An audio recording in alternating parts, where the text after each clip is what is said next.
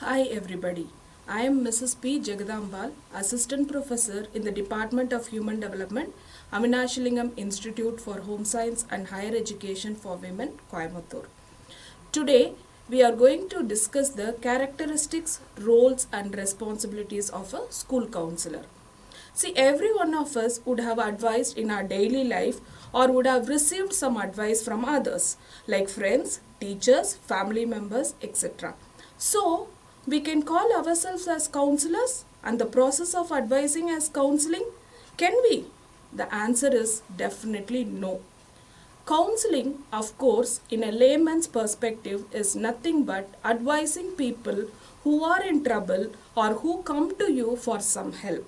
But in real sense, counseling encompasses much more than mere advice.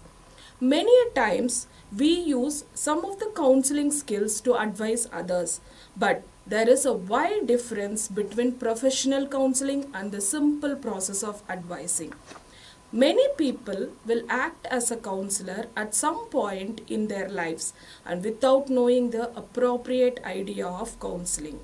They consider themselves as counselors without understanding the real characteristics and qualities a professional counselor should possess and the role which they should undertake.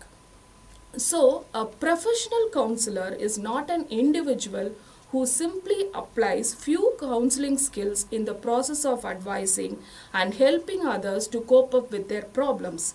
A friend or a colleague cannot be called a counselor even if they give you advice or help you come out of their stressful situation.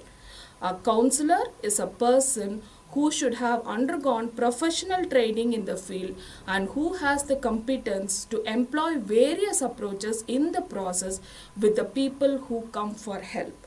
In this module, we are going to discuss the characteristics and roles of a counselor. At the end of this module, the listener will be able to apprise the real meaning of counseling, differentiate the process of advising and counseling, and outline the qualifications needed for becoming a counselor. Counseling. The term itself can be confusing to some extent. So, let us first see the definition of counseling. According to the Oxford Dictionary, counseling can simply be defined as any process of giving guidance to a person on their social or personal problems, especially in a skilled manner. The process of assisting and guiding clients, especially by a trained person on a professional basis, to resolve especially personal, social or psychological problems and difficulties. Whereas the National Health Services UK has defined counseling as a talking therapy that involves a trained therapist who listens carefully to the clients who are in trouble and helping them to deal with their emotional issues.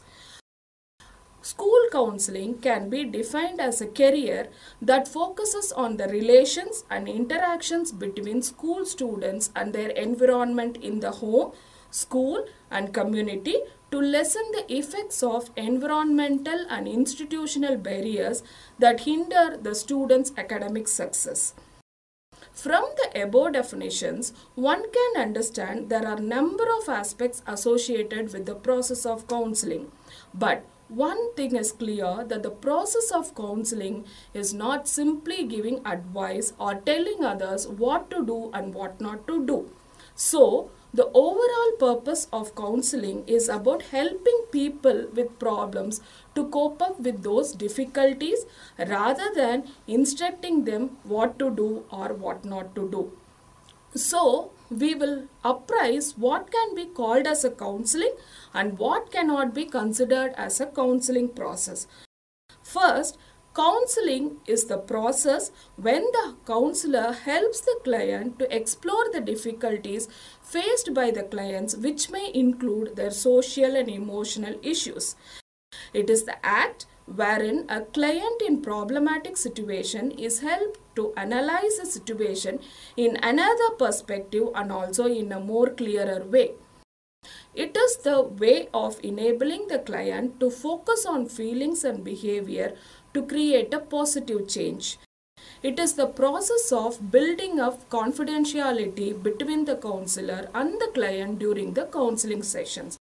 So, we conclude that counseling is definitely not mere giving advice or being critical in sorting out the troubles of the client. Surely it is not emotionally getting involved in others' problems.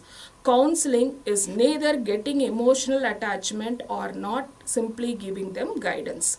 Then, who can be called a counselor? As we are clear about the counseling process, next we will move on to the important component in counseling process. It is none other than the person who is handling the entire process, the counselor. Who can be called as a counselor? Many of us would say that counselor is a person who advises others to come out of the problem.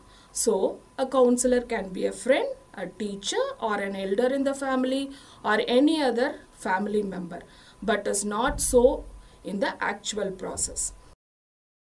At the outset, we will look into the definition of counselor. A professional counselor is a psychological therapist who provides assessment, diagnosis, and counseling to the persons who are in severe life traumas and emotional problems due to personal issues, family problems, job-related stress, mental disorders such as depression and anxiety that prevent them from being normal and happy in life. A counselor should be an individual with an appropriate educational qualification in the field of counseling and also a trained professional in the field of counseling apart from possessing desired characteristics. Counselor should possess helping tendency to be effective in their roles and should possess explicit characteristics and skills. Certain essential qualification and characteristics are vital to be effective in the process of counseling. Qualifications of a counselor. A counselor has to study specific courses that will enable them to understand their clients better. The course should allow them to get a better insight into the concepts and functionings of various psychological processes of human life. They also get a clear understanding of the complexities of the human brain. When a counselor has acquired certain certified degrees and diplomas, it increases their credibility in the field. The more the qualification, the higher are the chances of excelling in this field. In our country, in order to become a counselor, one might have the following credentials: a bachelor's degree or master's degree in psychology or equivalent subjects, a certification courses of counseling, training with the counseling organization, and practical experience in the counseling industry. A counselor must be well prepared to support the people to use appropriate coping strategies and make adjustments to lead a happy and harmonious life both as an individual and in groups.